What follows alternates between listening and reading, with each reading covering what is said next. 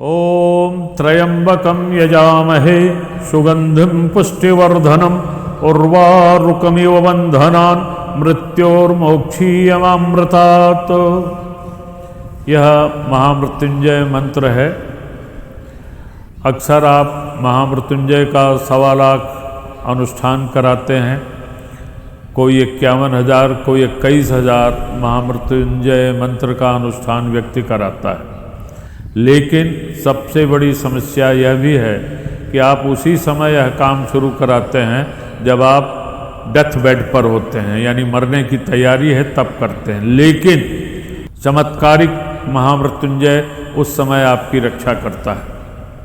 यह चमत्कारिक महामृत्युंजय उस समय आपकी रक्षा करता है।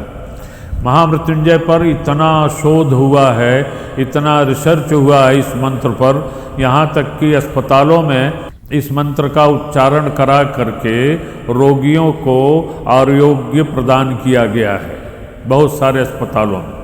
हम लोग नित्य भी महामृत्युंजय मंत्र का जाप करते हैं, रुद्राक्ष की माला पर करते हैं। और यह महामृत्युंजय आपको आरोग्य ही नहीं देता, आपको लक्ष्मी भी देता है।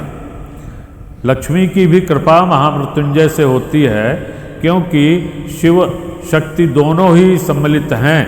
शिव जो है शक्ति के बिना नहीं रह सकते, अकेले शिव नहीं हैं, अकेले शिव शव हैं। आप महामृत्युंजय जब करेंगे तो शक्ति भी उसमें सम्मिलित हैं। इसमें कोई विडंबना नहीं है, कोई बकवास नहीं है। तो महामृत्युंजय की आराधना पूजा हमारे आश्रम में जब कोई समस्या होती है, लोग आश्रम में हमें संदेश करते हैं, हमारे विद्वान लोग महामृत्युंजय का अनुष्ठान प्रारंभ करते हैं। और वह महामृत्युंजय का अनुष्ठान बाकायदे विधिवत नियम से होता है।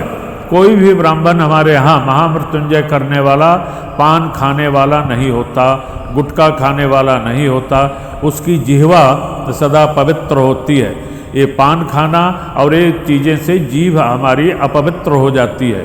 तो महामृत्युंजय करने के पहले हम सबका निरीक्षण परीक्षण करते हैं, फिर महामृत्युंजय संपादित कराते हैं। आपको किसी को भी यदि ऐसी कोई बात है तो महामृत्युंजय के लिए हमारा आश्रम आपको आमंत्रित करता है। आप स्वयं आकर के यहाँ आवास की व्यवस्था है, आप रह सकते हैं। अपने सामने बैठ करके विद्वानों से महामृत्युंजय का अनुष्ठान और हवन करेंगे। अक्सर आप एक चीज़ और देखते हैं कि जब यज्ञ होता है, महामृत्युंजय अनुष्ठान हुआ, मंत्र जपा गया, मंत्र का पाठ हुआ, तो उसके बाद आहुति होती है, यज्ञ होता है। तो यज्ञ महामृत्युंजय में हमारे यहाँ जो आहुति होती है, अगर 1.25 लाख महामृत्युंजय हुआ तो उसका 10अंश आहुति रुद्राक्ष से हम कराते हैं। आज तक कहीं आपने नहीं सुना होगा कि रुद्राक्ष की भी आहुति होती है। महामृत्युंजय में हम रुद्राक्ष की आहुति कराते हैं, जिससे व्यक्ति यथाशीघ्र जल्दी ही स्वास्थ्य लाभ करता है और ठीक होता है।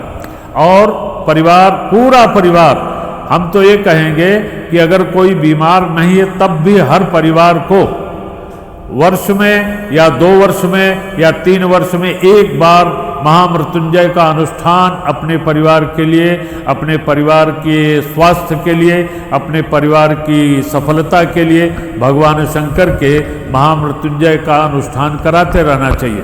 महामृत्युंजय कितना लाभकारी है हम शब्दों से नहीं कह सकते। ये अनुभव है हमको, हमने जिसके लिए महामृत्युंजय किया।